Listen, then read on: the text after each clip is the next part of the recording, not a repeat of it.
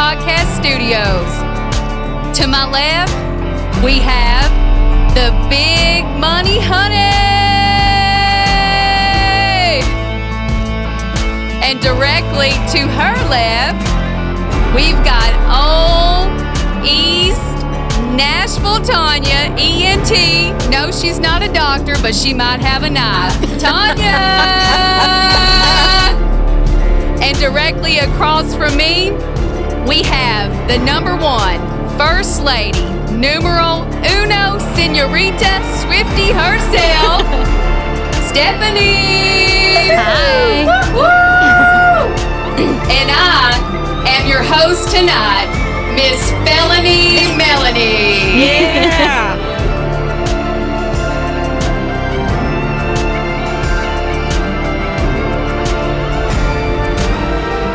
Woo! That was All pretty right. good. That was all right, good. girls. That was good. That was good. Yeah. So, how's everybody's week been going? Good. Going good. We've had a good Going week. good? Anybody have anything exciting, fun, scared, bad? We had a new grandbaby this week. Woo! Congratulations. Man. All And right. Big Money Honey got a new grandbaby on Tuesday. Yeah. So, okay, little girl. Little girl. Okay, and what was her name? Her name is Lennon Jane. Aww. She's the tiniest little peanut you ever saw. So everything went well. Perfect. Awesome. Perfect. Tanya? I had a very adventurous week. Just need prayers for our family. Okay. Hey, we can do that. We can do that every day, anytime, anywhere we're at. That's right. Stephany, how about you? You know, it's been one of those mundane weeks, so I can't complain. Okay. Yeah. Well, we're getting That's ready good. for our Mother's Day week. We're doing the Freedom Tour Podcast Ladies Night edition. So we got to beat the guys. We got to have way more views. So if anybody's watching out there, Share. like us, share us. Absolutely. So All right. Let's get started tonight. Maybe talk about a few things. Maybe talk about just basics like our families, how many kids we have, how many grandkids we have. Stephany, I'll let you go first. Okay. I have one little girl. Her name is Allison, and she's a handful. I think one is about 17 in my house because she's a lot. But She's in a good way. A three-nager. A three-nager through and through. Yeah. Yeah, that's the new thing. The threes are, yes, they're like little teenagers. Yes. And Yeah. she's too smart for her own good. So there's a lot of arguing, and not just arguing, but she like rationalizes everything and explains things to me and tells me, okay, here's the deal. This is what we're going to do. And I'm like, you're 3, stop. She's so smart. That's good. That's good. Myself personally, we have 4 adult children. And then we have 7 grandbabies and 1 on the way, so we'll have 8.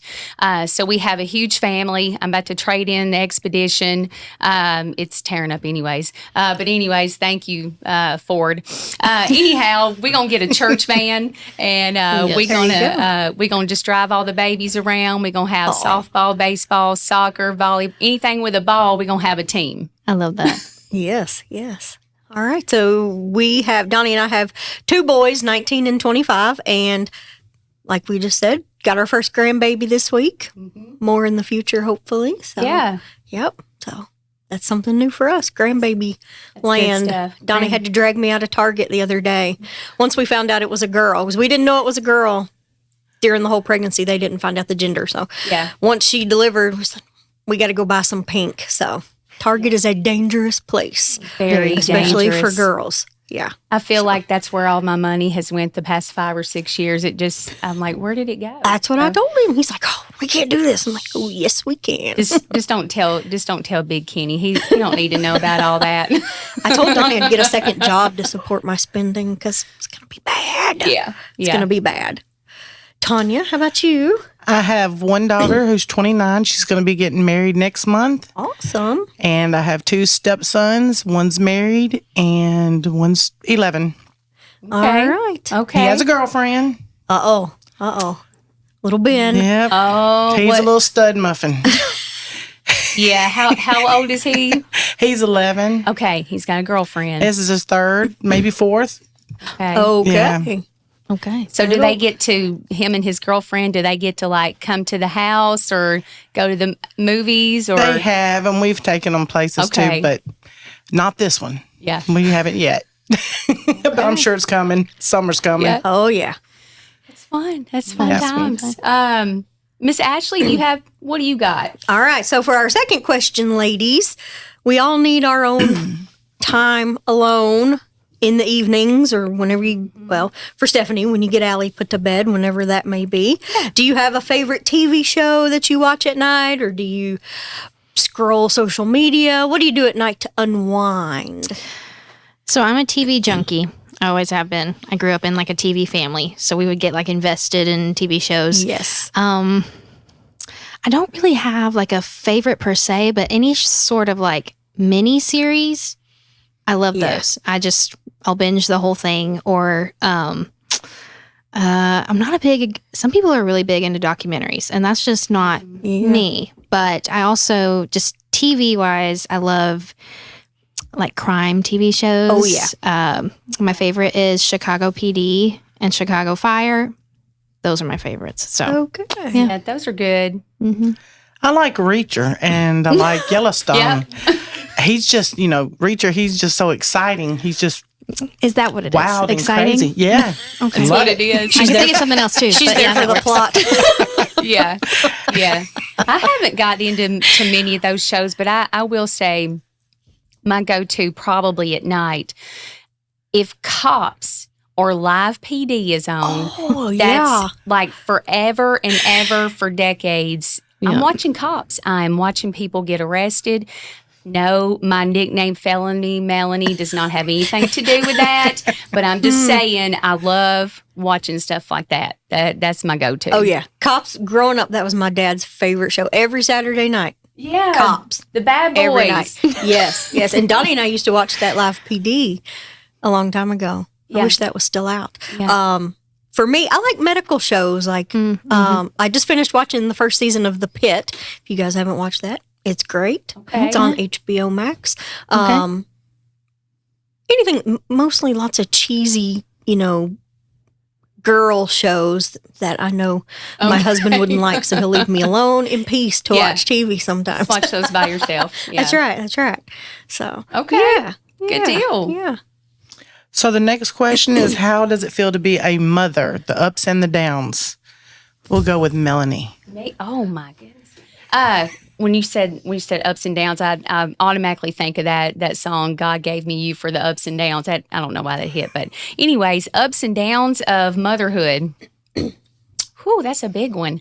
I think the ups, when it comes to your kids, you are up when they are up, when they're succeeding, when you're living in the blessings. That's when you're up, and when they're down, they're going through the valley, they're going through the storms.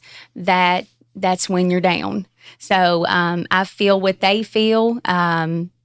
I kind of try to guide them through it. Used to, I would try to jump in and try to fix things. Yeah. And I had to learn that Melanie can't fix that only God can fix it. And when I started relying on Him and just praying and saying, Father God, help me in this situation, help me to be who I need to be, so that I can help my children, that's when the whole ball game changed. So that was it for me. Thanks for that. Yeah. Yeah. What about you, Stephany? Let me think. I think for how does it feel to be a mother? The downs for me, I'll start with that, is I think especially in like the little years that I'm in, just that feeling of not isolation, but you kind of feel like you're on your own little boat and you're trying to figure it out and you're trying to, I have one child and just figuring out day to day, okay, am I doing this right? Am I messing her up? Am I failing?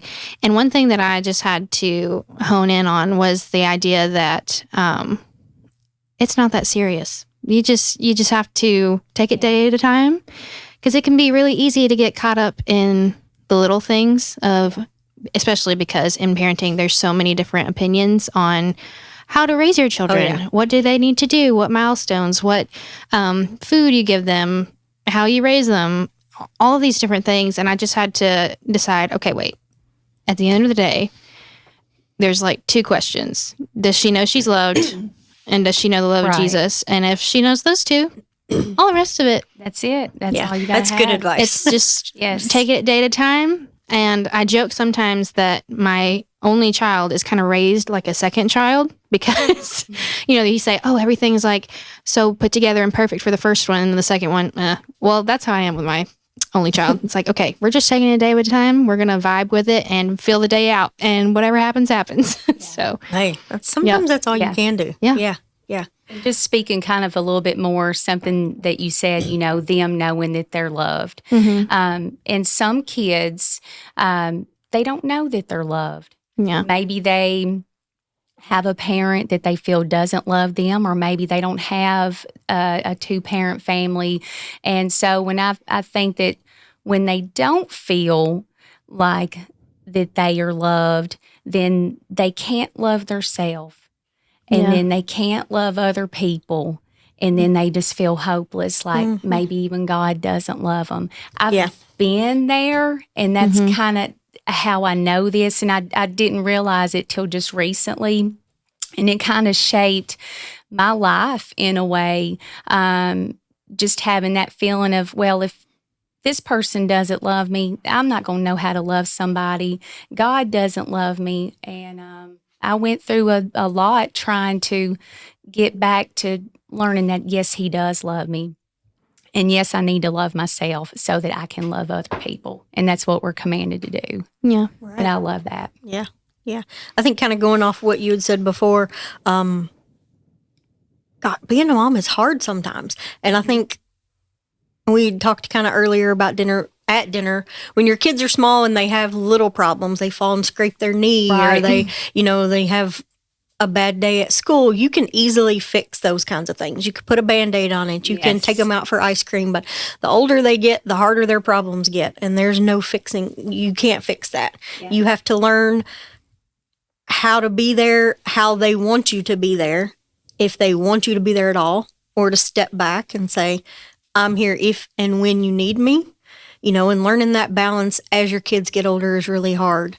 And one thing for me, I've always been hard on myself as a mother. We try to not cry. Yeah. It's okay. We all go through that. But when people will come to me and Donnie and they'll say, oh my gosh, y'all have got great kids. You've raised great kids. And I'm like, I can't take credit for that. That is all God. 100%, because if it had been me, they would be screwed up 10 ways from Sunday. I can promise you that. I can promise you that. But when both our boys were younger, we had them dedicated at our church where we went, and that was a big thing, to give them over to God. God gave them to us. Yeah. So, we're going to give them back to you, and we're trusting that you are going to walk with us through this, because there would be no way. Like I said before, if it had been up to me and Donnie, those boys would be screwed up. But they're really good kids. I'm not just saying that because they're mine. Right. In spite of us, they have turned out to be really good kids. Yeah. And now we're in a new stage of parenting, learning those. How do we fit into their life? Where do we fit in? How much advice do we give? When do we give it? When do we step back and let them learn things on their own? Do we, you want them to be independent. You want them to fly out of the nest, but at the same time, you still don't want them to fall. And that's but so sometimes hard. They have to. Mm-hmm. Sometimes they have to learn those lessons. And that's at any age, really. You got to let them learn those hard lessons on their own. So, I agree. Being a mom can be hard. Yeah. And I think going off of what you said about dedicating them in the church is, and kind of going with what I said about the isolation and things like that, it takes, and you hear this all the time, it takes a village. And I think that's a part of the problem of today being a mother, is that so many people don't have that village. Yes. It's like, we talk about, it takes a village, but you don't actually have it. Right. No. And not to critique, but a lot of times in baby dedications, you'll hear, I know at our church with the way Drew does it, it's not just the parents that take a vow, but the church too. Well, it doesn't just stop that day. Right. And it's not just the parents that are raising that kid. If you take that oath, if you're going to commit to raising and helping these people, you got to be there in the hard times and when they're struggling, or postpartum when that hits, or when they're in the teenage years, because every day is a new day of parenting, no matter how old your kids get. Right. So being there to support the parents and the kids, if they're your kids or not. So just having that village. Yeah. And stepping up. I think that's the problem too. It's not that people just don't have the village. It's that people aren't stepping up To be the village. Yes. to be the village. Yeah.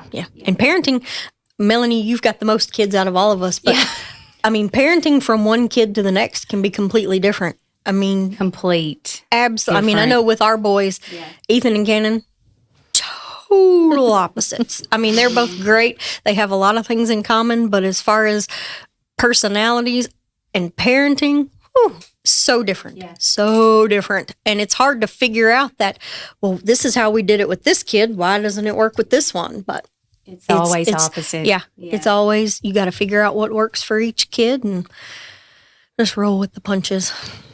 It can be very hard, Yes. Very true. but rewarding too when you see them grown and married and starting their own families. That's awesome. Yeah. Yeah. Okay. Anya, you Would got you like to another answer that question for us? Or do you want to answer? Did you get to answer that one? No, I didn't get to answer. Well, you answer. Come on, Tanya. I was a single mother, and it was hard. Not being able to give your child what every other kid has as a mom and a dad. But she had great grandparents that truly loved her, and they helped me a lot. But the down part of that is you feel like you're always competing because you've got the grandparents always doing everything. And then you're like, wait, let me do something. Right. Let me fill in the mom position, and it was hard that way. But I'm thankful because she didn't want for anything. Right. She had everything and they loved her. And then getting married and having step kids, that's totally different because I had a girl and now I have two sons Right. that I'm like, okay, this is really out there. 'cause And they're both I'm used very to- different people. Yes, very much. And then when you have them where one's 10 years apart, 11 years apart from each other, yeah. Yeah. you're like, okay, this one feels like a grandchild. This one feels like just a younger brother to my Yeah. daughter. And I'm going, wow, I missed Different. I missed the age, and Benjamin was so young that I'm like, okay, I feel like I'm his granny. I'm like, but okay, I still love him and I wouldn't trade anything for him. No, but I'm enjoying it. I love it. That's good. Yeah. That's good. Yes. It's good. All right. All right.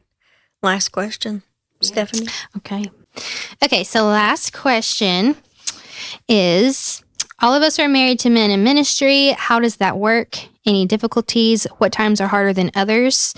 Then we have a quote here. Sometimes wives can think it's my husband's ministry. I'm in the silent background, but it's absolutely not. We are his protectors, his shoulder.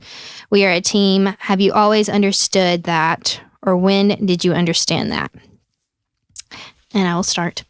My answer to that would be that while all of those things are true, yes, we are his partner.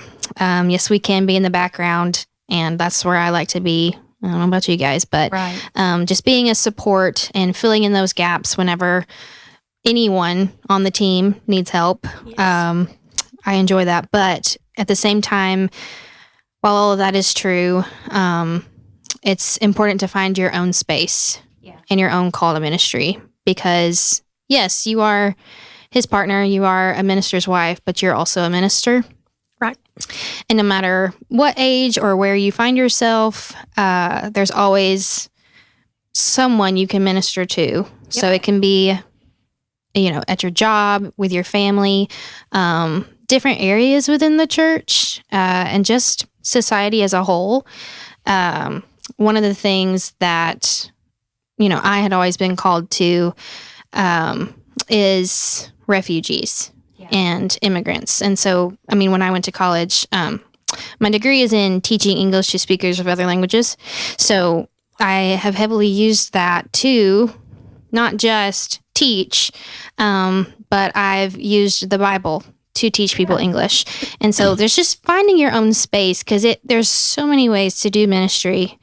And I think that's where people get stuck, is they think, oh, well, I have to be a minister. I have to have my minister's license. I have to be a youth pastor. And that's such like a small scope to look at it, because there's so much that you can do to serve God in a variety of different contexts, not just within the walls of the church. Yeah. So I feel that. 100%.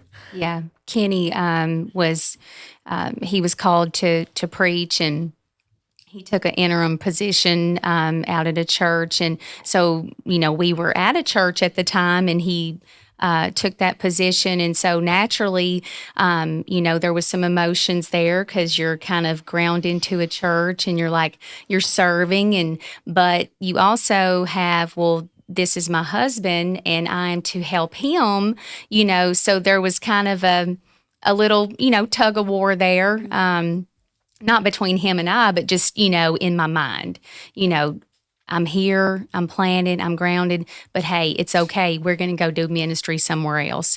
And that's all right. And I've been his helper. But then there's other ways that I can minister to as well, outside of the things that he does, because he's going to reach people that I don't, and I can reach people that he doesn't. And that's what it's about, being a team like that. Yeah, definitely. I'll hit on maybe what are the harder times. I'll hit on that. I think I can speak for me and Tanya both on this one. Yeah, that's where I was going with it. I know for me personally, having a husband who's up front, our husbands both help lead worship at our current church. And we are involved, on a little bit deeper level within the church too. And I think one of the hard things for me is if somebody says something, maybe cross to him or I don't know, not hateful or ugly, but sometimes it can be that way. Right. The mama bear wants to come out of me, the protector, let me just go have a little chat with that person and we'll get this straightened out. But you can't do that. Yeah. He has to reel me in sometimes and say, Ashley, we can't do that, and I think that's a hard part of, I'm sure Stephany, because being the pastor's wife. Oh, yeah. All of the complaints that you guys get, I could not come do that. to the top as well. So I know all of it. I couldn't do it. I could not do it. They'd have to put me out back or something. But as far as, have you always understood that you're a team in ministry? No. No. I'm like you, Stephany, I don't want to be out front. Even doing this right now, not my thing. Right. Not my thing. But you're here. I'll be real. Yeah. Tried to get out of it. Didn't work. Here we are. When Donnie and I first met, we've been together for 22 years. So when we first met, I would have never, I'd be sitting in the floor behind the desk here with a microphone before I'd be up here on a camera. And he always told me, we're a team. You have to, we do this together, whatever. And the more we've grown as a couple, the more we've grown in Christ, in our walk with Christ, I've stepped into my own role. Like Stephany said, you have to find what works for you. Yes. And I'm kind of like you, I just want to be available to do whatever. Mm-hmm. I don't necessarily need to be tied down to, well, this is your role in the church. We've always kind of called ourselves the helpers, because we just want to do, you need the toilet plunged. Okay, give me a plunger. I'm going in. Go do it. Because nothing's too small. Yeah. No, I don't consider, if you want me to stand in the bathroom and hand out toilet paper, I'll do it. It's kingdom work. It's all for Jesus. Yeah. So no matter what it is, that's what we're going to do.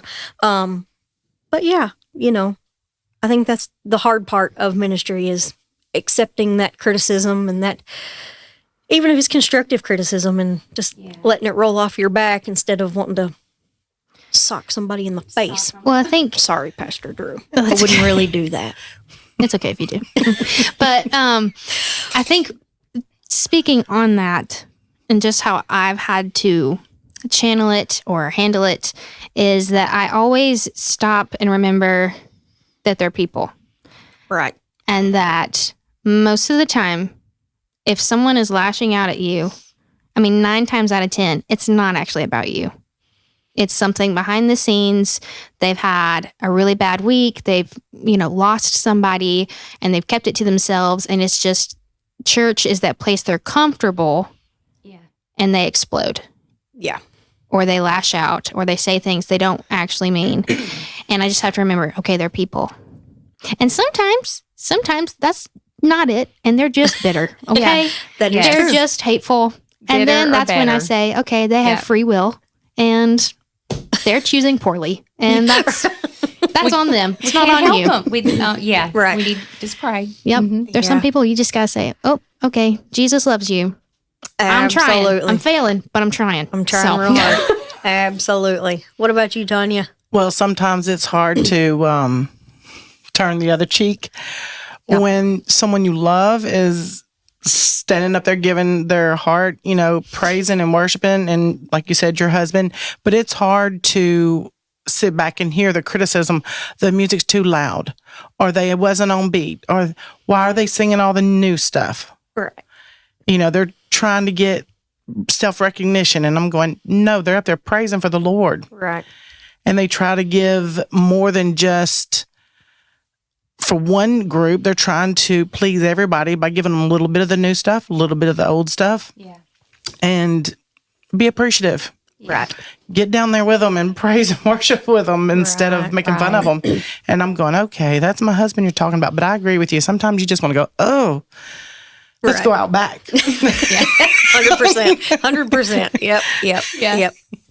I used to do that. Well, Kenny coached for many years, and being a coach's wife was kind of similar to preacher's wife. You would hear everything. You would hear all the bad and all the negative. Now, if you're a coach's wife, you can just go sit in the outfield behind the scoreboard by yourself and not hear anybody. It's a little different in the church, but yeah, there's a lot of negativity and criticism, and it's hard for that to roll off your back. But you just got to say Jesus loves you and I love you, and we're gonna have a good day. Yeah. Get past this. Yeah. Well, at the end of the day, like, you're responsible for you. That's right. So what they do with their time, with their mouth, it's not your business. Yeah. I mean, they might lash out and take it out on you, but at the end of the day, you just have to take self-control. We talk about all the fruits of the Spirit. I mean, you're responsible for yourself, not anybody else. Yeah. There was a quote I've seen online. What other people think about you is none of your business. Mm-hmm. It's true. It's hard, but it's true. Very true. It's true. Say that one more time. What other people think about you is none of your business. Okay. I got it. That's good. It's hard, but it's true. Yeah. Very that's true. Good. So, all right. Moments like that's when you're glad you're saved. Yep. Or you're upset that you're saved. Yeah. One or the other. Yeah. Man, did you really say that about That's me? right. Absolutely. Absolutely. Yeah. Okay. That's a hard one. So we have 3 questions for Miss Stephany Okay. from. Well, I'll just let you guys ask her yourself. The girls. Yeah, the All right, girls. Stephany. Okay. So these are 3 questions that everybody that comes on the podcast gets. Okay. Okay. I'm trying to remember where they were. Okay. Yep. We're going in blind. So if you were not doing what you're doing now, you're a stay-at-home mom now, raising a little 3-nager like we just talked about, what would you be doing? And we know you said you were a teacher. I was a teacher, but So we're let's- going like abstract. Yeah, so right? let's just see if you could do anything you I wanted. can do anything. What would you be doing? And obviously this is not the Lord's will, but I would probably be doing something in the music industry. Okay. But not like, I'm not a singer. Okay. I was going to But say, no. why are you not on stage? No, but something in the background. Like I said, I like being in the background helping. So either like a tour manager or like just like an artist manager, things. I just love. Okay. I love music. It is. Like I said, I'm a TV junkie. I'm also a music junkie. Just Yes, anything, yes. everything. Yeah. I know I'm a Swiftie, but like I listen to everything. So I just enjoy music. So I'd probably do something like that. Okay. Well, that's pretty cool. Yeah. That's cool. I like it. I like it. All right. What's ENT. next? East Nashville. East Nashville, Tanya.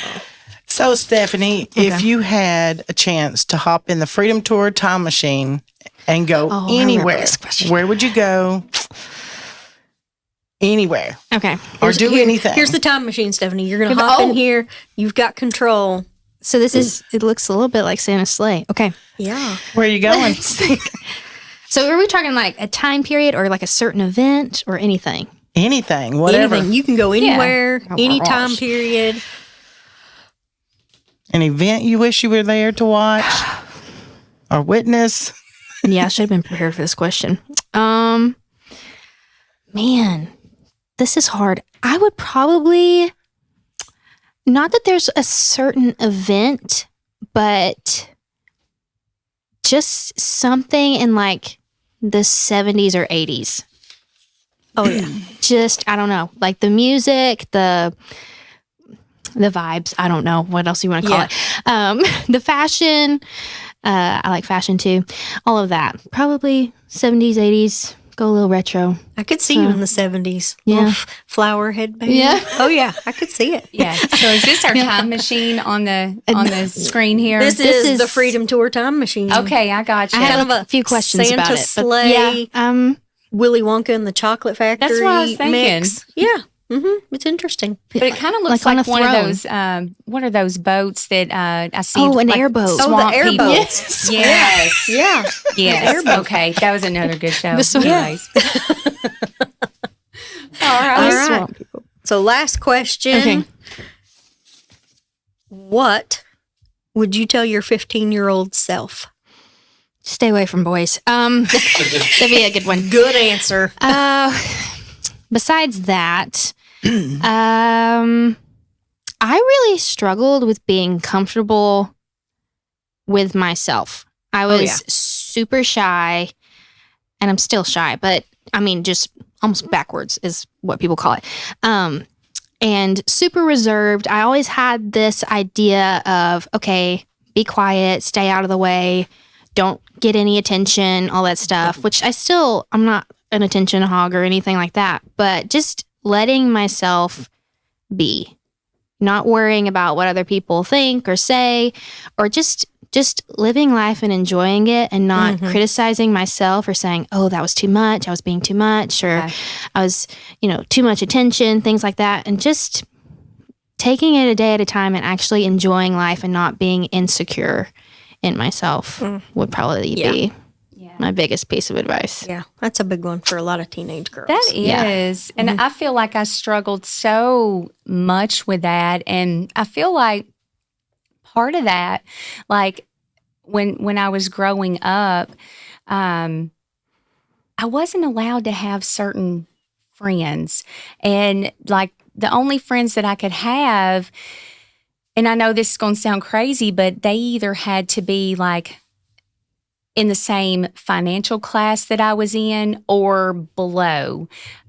And that kind of came from one of my parents. Like you couldn't hang around with people that were like above you or that were prettier or smarter or more well-to-do, because it was kind of impounded into my mind that those people think they're goody two-shoes or, they're making fun of you because you don't look like them or you don't wear the same clothes that they do. So I feel like I was kind of held back in that sense, and I carried that for so long, and that kind of played into, well, I'm not good enough because I can't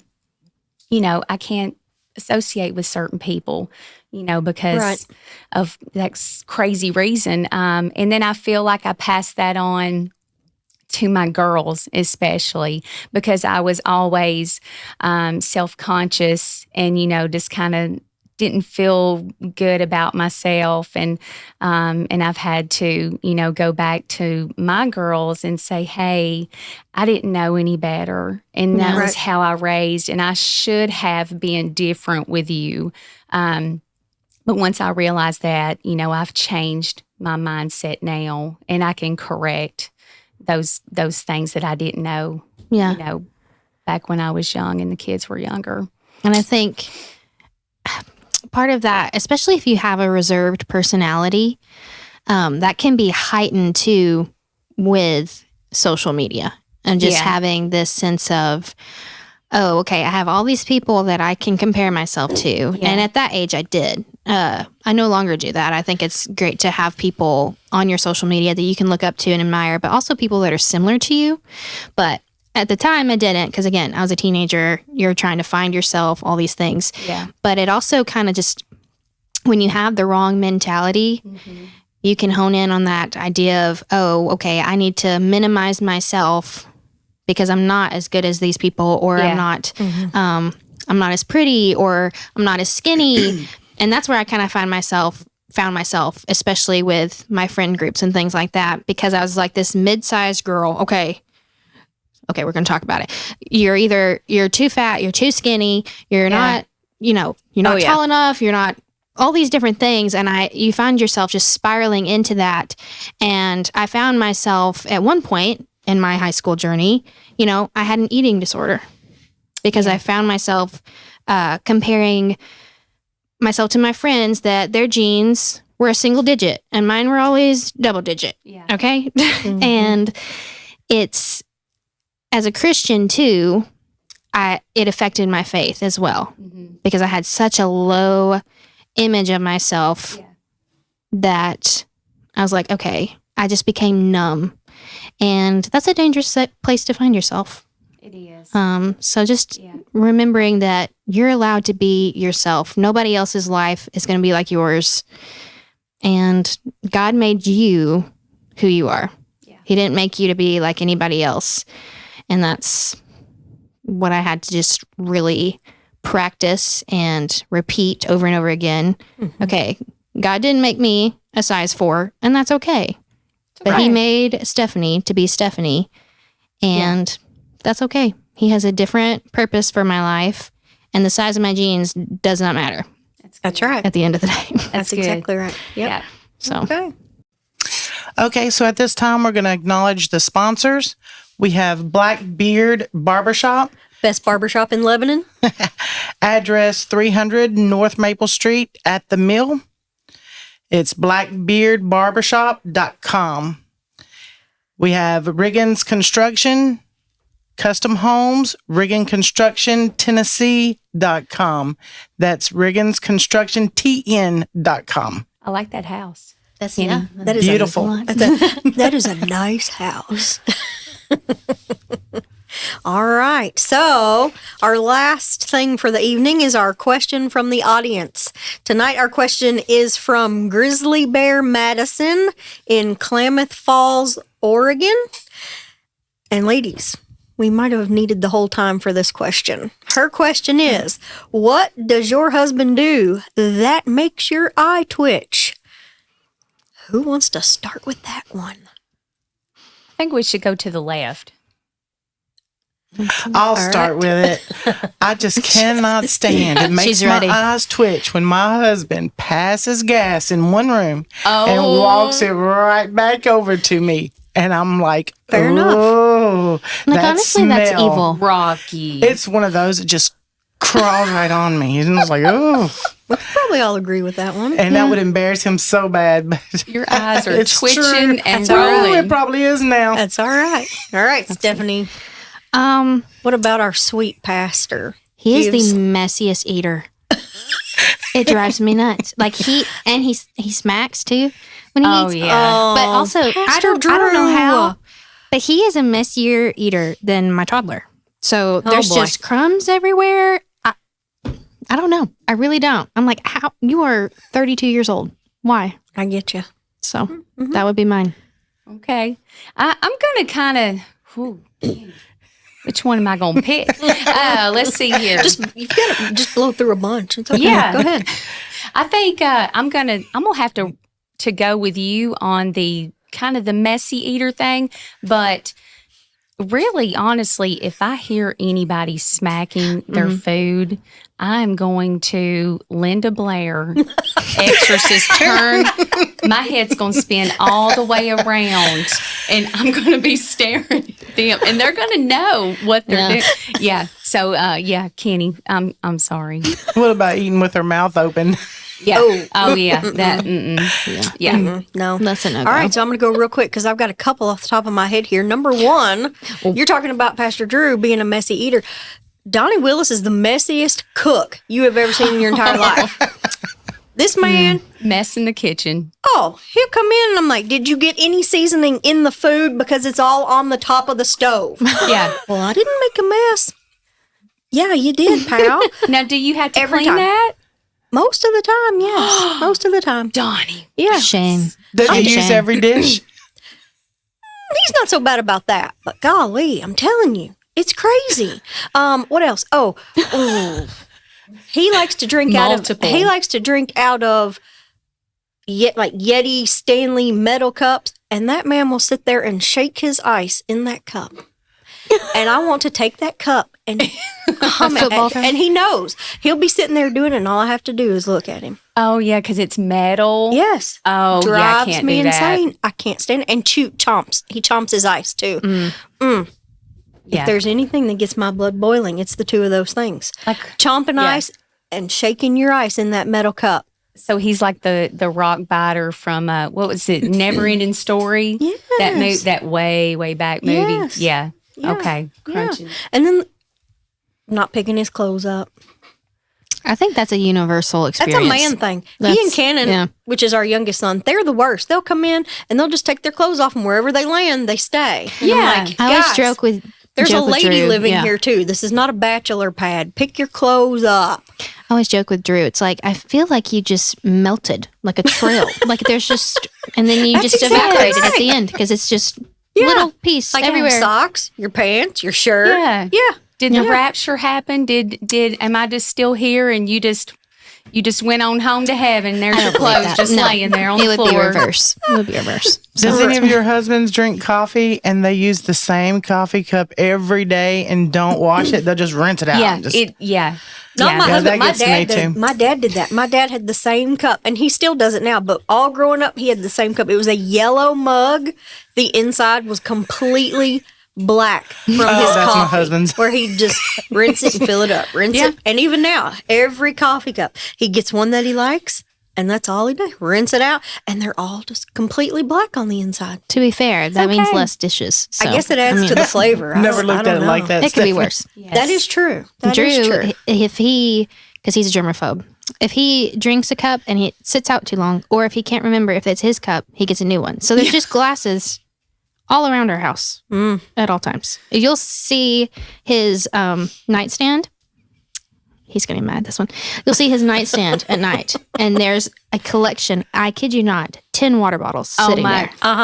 Twins. Yep. Twins with And Kenny then Donnie Dillon. Willis too. Not just on top, but then you'll find them under the bed as well. Oh no. Everywhere. There's a whole Oh, stash. no. These men So, just do the same Pastor, thing. come on. Every They one are of copy them. paste. We got to be better. Yep. Yeah, that's terrible. Rocky uses one cup for everything. That's his coffee cup. Okay. Well then. Hey, that's lucky. all right. That's all. I'd rather him use one cup for everything than 75 cups. It's okay. But you all can't right. get him to throw away his tissue when he blows his nose. And I'm like, can you please get that? That's a little gross. Yeah. Rocky, come on. We can do better. Do better. Do better, everybody. Everybody, yes. Everybody. Message to all the husbands. Pick your better. cups up. At least on Mother's Day, okay? Yes. Yeah. Right. Okay. Give us a break. Come on, guys. And single men, take note. Yes. Do better. Absolutely. Do not do this to your future wives. Absolutely. Absolutely. All right. Well, I guess our time's about up, ladies. We are finishing up. We're ready to get out of here. All right. So if you're watching our podcast, please like, follow, and share. And go and subscribe on TikTok at Freedom Tour Podcast, on Spotify at Freedom Tour Podcast, Facebook at Freedom Tour Podcast, and Instagram, again, Freedom Tour Podcast. Go to youtube.com/at Freedom Tour Podcast. Episodes are every Tuesday morning, and we're out.